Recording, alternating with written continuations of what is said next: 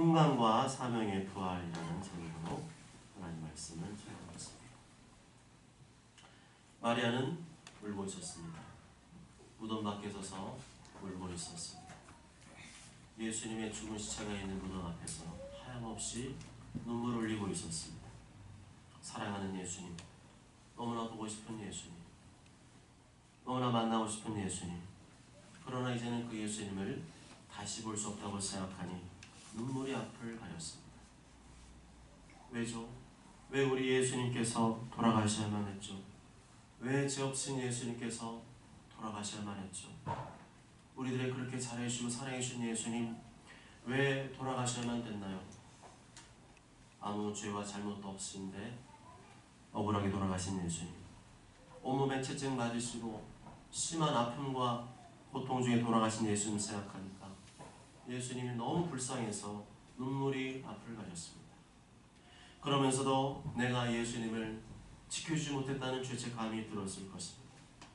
예수님께서 그렇게 고통 중에 돌아가실 때 나는 아무것도 해준 것이 없다고 해서 그런 마음속에 자괴감이 들었을 것입니다. 또한 아무런 계약도 없이 불과 3일 만에 갑자기 예수님을 떠나보나 했던 그 황망한 마음을 금할 수가 없었을 것입니다. 18절을 보면 이 울고 있는 여인은 다름 아닌 막달라 마리아였습니다. 막달라 마리아가 누구죠? 누가복음 8장 2절에 보면 또한 악기를 쫓아내심과 병고침을 받은 어떤 여자들 곧 7 귀신이 나간 자 막달라인이라는 마리아와 라고 되어 있습니다. 막달라는 말은 뭔가 막 달라 그런 뜻이 아니에요. 뭘 주세요? 막 달라 그런 뜻이 아니고 도시의 이름이 막달라입니다. 갈릴리 바다 북서쪽 해안에 있던 도시 이름이 막달라였습니다. 그 막달라에 살고 있던 여인, 그래서 막달라 마리아라고 불렀던 것입니다. 이 여인은 예수님 만나기 전에 제정신이 아니었습니다. 7 귀신이 그 속에 들어가 있었습니다. 정신이 왔다 갔다 했습니다. 어쩔 때는 멀쩡했다가 어쩔 때는 제정신이 아니었습니다. 어디서 이상한 목소리가 들리기도 했습니다. 어디서 헛것이 보이기도 했습니다. 누가 그랬던 것일까요? 귀신이 그랬던 것입니다. 7 귀신이 나간 자 막달라인이라는 마리아, 귀신이 막달라 마리아 몸속에 들어가서 이상한 소리를 들려주었고 이상한 것을 보게 했던 것입니다. 그녀의 인생을 자기 마음대로 통제하고 조종하고 있었던 그 귀신이 정체가 알려지게 된 것입니다. 병원에 가도 낫지 않습니다. 약을 먹어도 낫지 않습니다. 무당 점쟁이를 불러서 푸닥거리를 해도 낫지 않습니다. 구판을 거리고 푸닥거리를 하면 할수록 더 귀신이 달라붙었습니다. 무당 점집은 귀신의 소굴이기 때문이죠. 대체로 귀신이 좋아하는 스타일은 마음이 허약한 사람입니다. 잘 참아내지 못하고 이겨내지 못하는 사람입니다. 마음의 상처와 아픔과 그늘이 많은 사람입니다. 귀신은 바로 그 사람의 약점을 타고 들어가서 그 사람의 인생을 도둑질하고 망가뜨리려고 하는 것입니다. 귀신이 사람 몸속에 들어가면 내 마음대로 사라지지 않습니다. 자꾸만 겉돌게 됩니다. 방황하게 됩니다. 마음이 안정이 안 되고 불안합니다. 두려움이 있습니다. 정신병에 걸린 사람은 항상 미쳐있는데 귀신 들린 사람은 제정신이었다 아니었다를 반복합니다. 귀신이 들어가서 그 사람을 조종하고 통제하기 때문에 자기도 자기를 통제하지 못합니다. 자신의 기분과 감정이 통제되지 않습니다. 기분이 왔다 갔다 합니다. 참지 못하고 돌발적인 행동을 하게 됩니다. 그러니까 사람과의 관계가 어렵고 정상적인 생활을 하기가 어려운 것입니다. 그러던 어느 날 여인이 예수님을 만나게 되었습니다. 예수님께서 이 막달라 마리아를 불쌍히 해주시고 그 속에 있는 귀신을 향하여 명령 선포하셨습니다. 이 여인을 괴롭히는 악하고 더러운 귀신아, 지금 당장 떠나 갈지어다. 지금 당장 떠나 갈지어다. 지금 당장 떠나 갈지어다. 예수님 명령 선포에 귀신들이 꼼짝 못하고 떠나게 되었습니다. 왜냐하면 귀신은 예수님이 하나님의 아들이신 줄 알아봤거든요. 우주 만물을 창조하신 하나님의 아들이 명령하시니 귀신들이 그 명령 앞에 굴복할 수밖에 없었던 것입니다.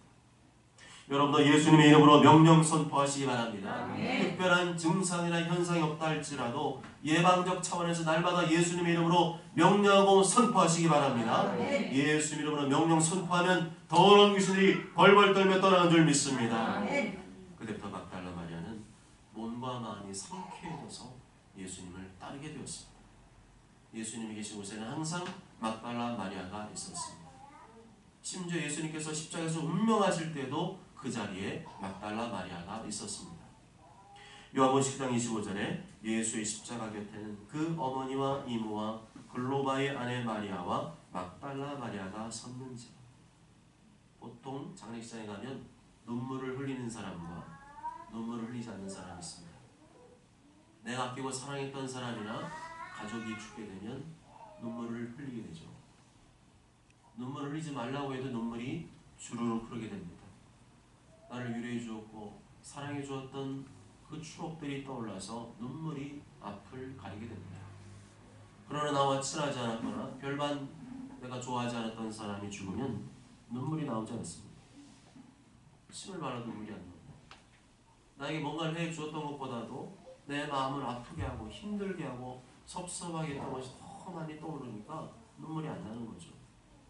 막달라 마리아는 예수님의 위로와 사랑을 많이 받았기 때문에 눈물이 흐르지 않을 수가 없었습니다. 예수님께서 고통 중에 돌아가실 때 통곡하지 않을 수가 없었습니다. 예수님이 돌아가신 다음에도 예수님이 너무 그리워서 무덤 앞에 가서 하염없이 눈물을 흘렸던 것입니다. 그렇게 슬픈 마음으로 무덤 안을 들여다보고 있는데 누가 거기에 있었습니까? 누가 있었을까요? 12절에 11절 같이 읽어보십니다. 시작.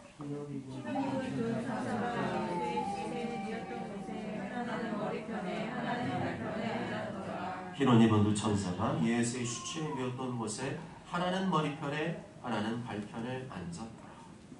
두 천사가 이미 무덤에 와 있었습니다.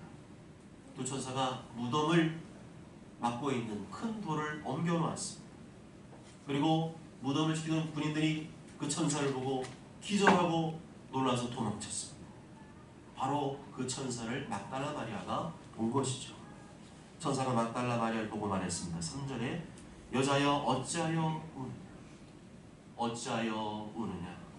이게 무슨 말입니까? 울만하니까 우는 거 아닌가요? 예수님 입장에 돌아가시기 때문에 슬퍼서 우는 거 아닙니까? 다시는 예수님 볼 수 없기 때문에 눈물이 앞을 가린 거 아닙니까? 그런데 어찌하여 우느냐? 이게 무슨 말인가요? 이제는 울 필요가 없다는 겁니다. 울 필요가 없었다는 겁니다. 왜 그렇죠? 예수님께서 무덤에서 다시 살아나셨기 때문에, 예수님께서 부활하셨기 때문인 줄 믿습니다. 누가복음 24장 5절 6절에 어찌하여 살아있는 자를 죽은 자 가운데서 찾느냐. 여기 계시지 않고 살아나셨느니라. 여기 계시지 않고 살아나셨느니라. 여기 계시지 않고 살아나셨느니라. 예수님은 죽음의 권세를 이기시고 잘 살아나셨기 때문에 더 이상 울 필요가 없는 것입니다. 예수님께서 부활하셨기 때문에 더 이상 울 필요가 없는 것입니다.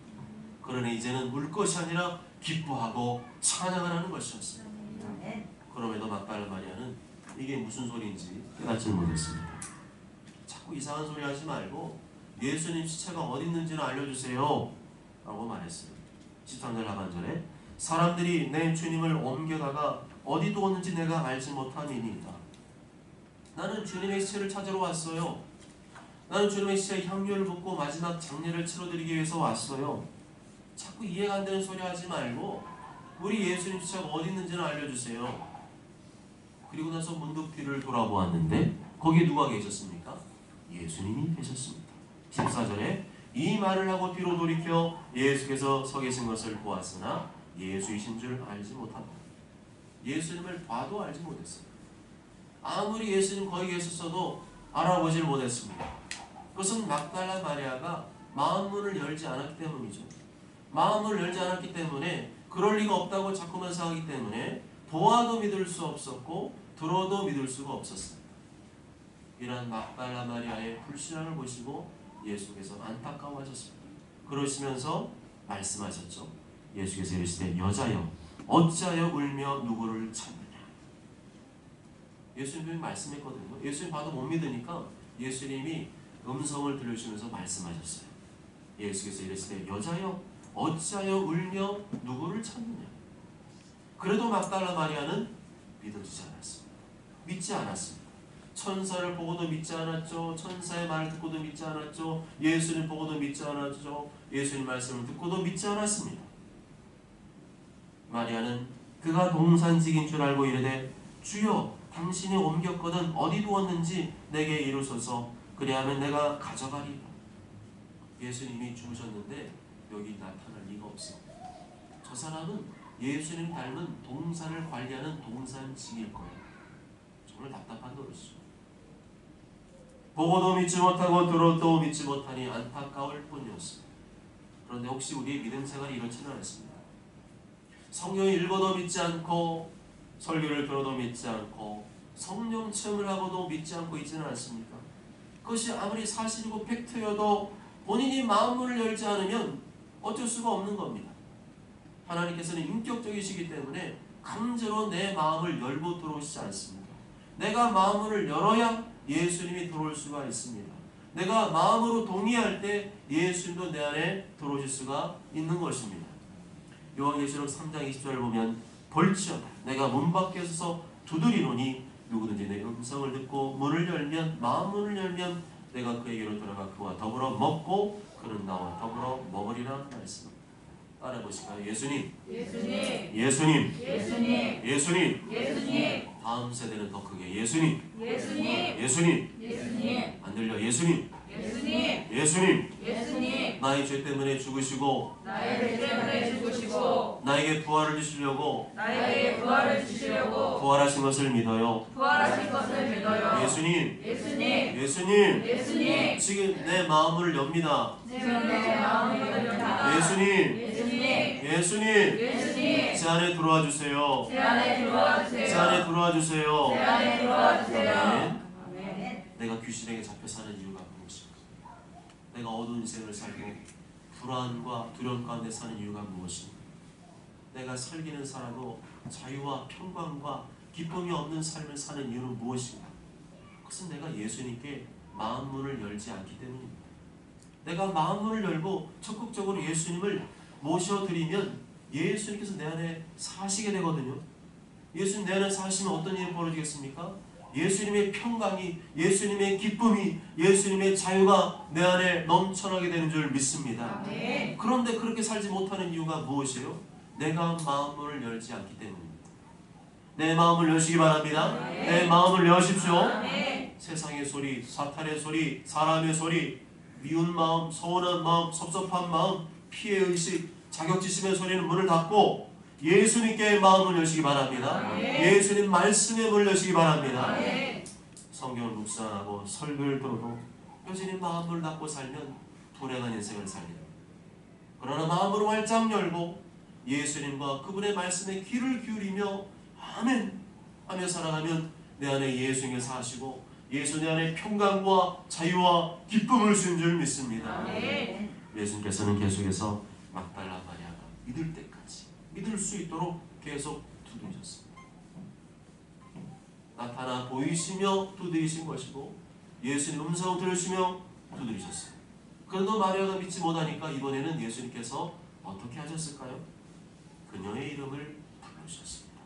16절에 예수께서 마리아야 하시거늘. 마리아야, 마리아야, 마리아야. 이것은 뭘 의미할까요?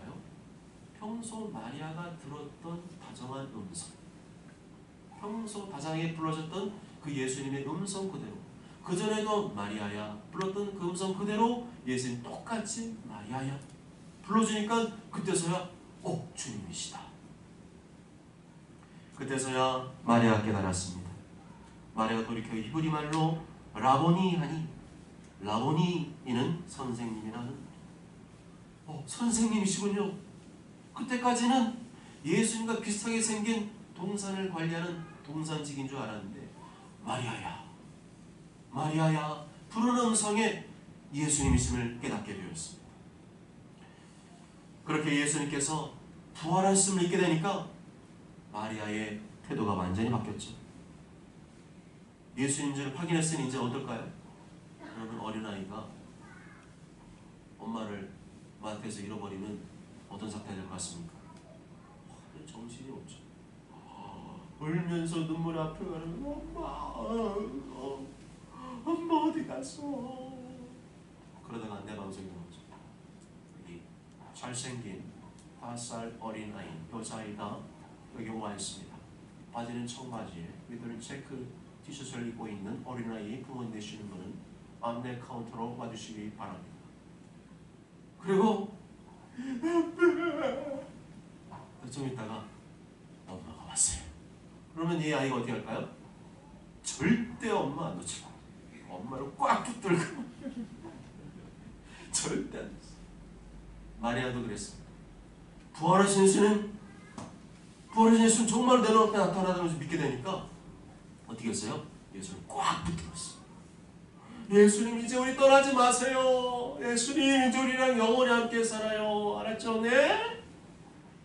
10절 말씀 17절 다 함께 읽습니다. 시작. 예수께서 나를 받들지 말라. 내가 아직 아버지께로 올라가지 아니하노라. 너는 내 형제들에게 가서 이르되 내가 내 아버지 곧 너희 아버지 내 하나님 곧 너희 하나님께로 올라간다 하시니 아멘. 내가 잠시 이 땅에 머물면서 여기저기 갈 때가 있다. 그러니까 날 붙들지 말아라. 그리고 그 다음에 나는 올라가야 된다. 나는 하나님 아버지 계신 곳으로 올라가야 된다. 나는 천국으로 올라가야 된다. 하나님 아버지 계신 곳으로 올라가는 것이 하나님의 뜻이다.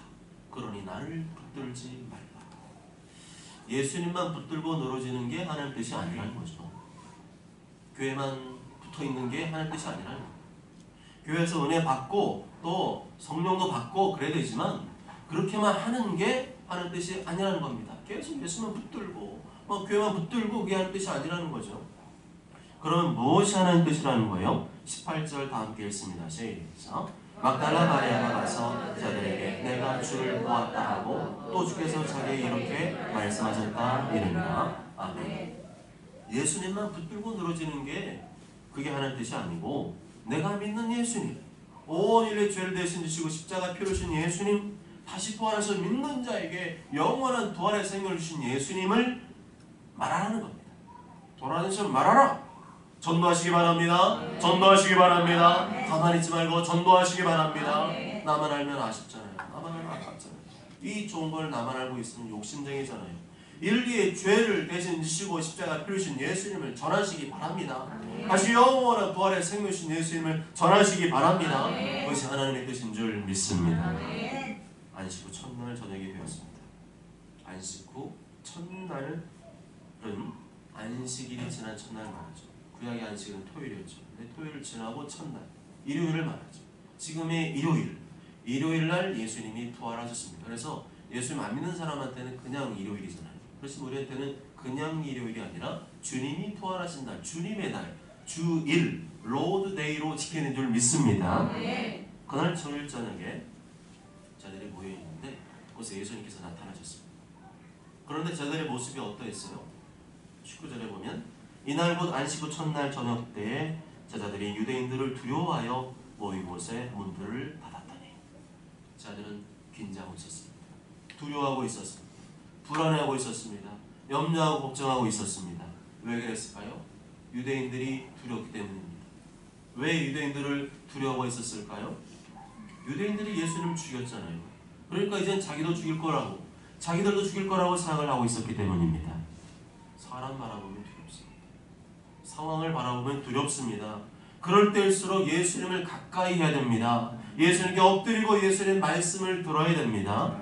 19절 하반절에 예수께서 오사 가운데 서서 이르시되 너에게 평강이 있을지어다. 너에게 평강이 있을지어다. 평강이 있을지어다. 21절에 예수께서 또 이르시되 너에게 평강이 있을지어다. 아멘. 부활하신 예수님께서 저들에게 제일 먼저 주기를 원하시던 게 무엇입니까? 평강입니다. 평강, 샬롬입니다. 저들이 두렵게 사는 이유, 불안하게 사는 이유, 자유하지 못하고 행복하지 못한 이유가 뭐라는 거예요? 마음의 평강이 없기 때문이다. 결국 부활의 예수님을 가까이 하는 자에게 제일 먼저 주시는 게 뭐라는 거예요? 평강입니다. 샬롬입니다. 세상이 줄 수 없는 평강, 사람이 줄 수 없는 평강, 위로부터 보시는 평강, 하늘의 평강, 상황에 눌리지 않는 평강을 주신다는 것입니다. 그 평강을 얻어야 살 수 있는 줄 믿습니다. 살만난 줄 믿습니다. 그 평강을 얻어야 내 삶의 의욕과 열정과 자신감이 넘쳐납니다. 그 평강을 얻어야 사는 게 사는 것 같고 기쁘고 즐겁게 살아가게 되는 줄 믿습니다. 예수님께서는 막달라 마리아처럼 모든 제자들이 예수님 부활을 믿기를 원했습니다. 그래서 어떻게 하셨나요? 말씀만 하신 것이 아니라 20절에 보면 이 말씀을 하시고 손과 옆구리를 보여주셨습니다. 아까 영상 봤죠? 예수님께서 손에 구멍난 손과 그리고 옆구리에 찔린 창자국을 보여주셨죠. 제자들이 그걸 딱 보니까 이제는 빼박이잖아요. 정말 예수 분명히 죽었는데 분명히 그것은 다시 살아났어요. 여기를 보니까 확인이 다 되잖아요. 예수님께서는 저희들이 믿을 수 있도록 구멍난 손과 옆구리를 보여주셨습니다. 대못에 박힌 손과 창에 찔린 옆구리를 보여주셨습니다. 예수님 죽으신 그대로 살아나셨다. 죽으신 육체 그대로 살아나셨다. 다시 성령의 능력으로 살아났음을 보여주신 것입니다.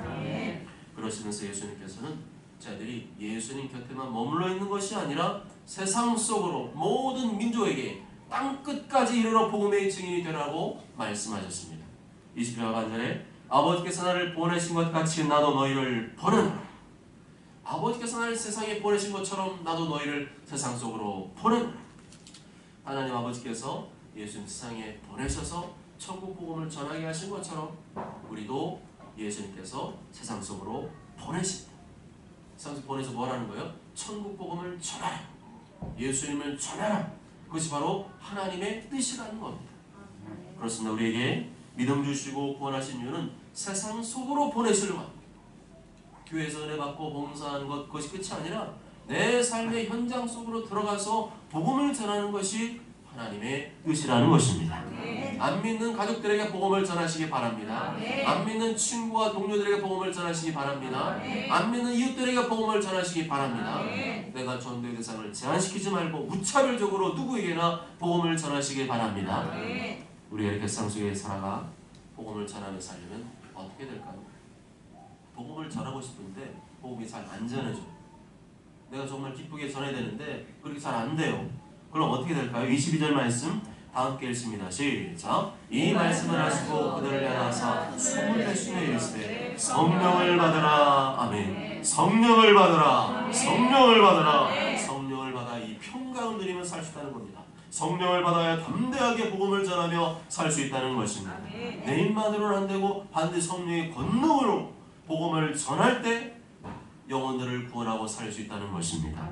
날마다 성령을 구하시기 바랍니다. 수시로 성령 구하시기 바랍니다. 마음이 찝찝하고 불안하고 불편하면 성령을 구하시기 바랍니다. 욕하지 말고 남탓하지 말고 성령을 구하시기 바랍니다. 전도 열정이 잃어버렸다면 성령을 구하시기 바랍니다. 성령 받아야 마음에 평강이 있고 평강이 있어야 복음을 전해야 되는 줄 믿습니다. 사랑하는 여러분, 예수님께서 죽음의 권세를 이기고 부활하셨습니다. 성령님의 능력으로 부활하셨습니다. 예수 믿는 모든 사람에게 영원히 죽지 않는 부활의 생명을 주려고 부활하셨습니다. 우리는 항상 이 부활의 기쁨을 누리며 살아야 됩니다. 항상 이 부활의 기쁨을 가지고 삶 속에 들어가 부활의 복음을 전하며 살아야 됩니다. 그러기 위해서는 부활의 예수님을 가까이 됩니다. 누가 평강 주시는 거예요? 부활의 예수님이 평강이 있을지어다. 예수님 가까이 하는 자는 평강을 얻게 된 줄 믿습니다. 나 평강을 잃어버린 이유는 예수님과 멀어졌기 때문이죠. 예수님 찾지 않고 엎드리지 않고 알고 있어도 안 하기 때문에 평강을 주실 준비가 되는데도 내가 평강을 누리지 못하는 겁니다. 부활의 예수님을 가까이 하시기 바랍니다. 예수님 의지하시기 바랍니다. 성령을 보시는 마음에 평강을 준 줄 믿습니다. 성령을 받아라. 성령을 받아라. 성령을 받아라. 성령 받아야 이 두려운 현실을 이겨낼 수가 있다. 성령 받아야 자유와 평강을 누리며 살 수 있다. 성령 받아야 내가 기쁘게 즐겁게 살 수 있고 그래야 복음을 전할 수가 있다는 것입니다. 오직 저는 모두가 예수님의 부활은 나의 부활임을 믿으시고 날마다 성령 충만마다 세상 속으로 들어가 이 부활의 복음을 전하는 증인들 되시길 주님의 이름으로 축복합니다. 아멘.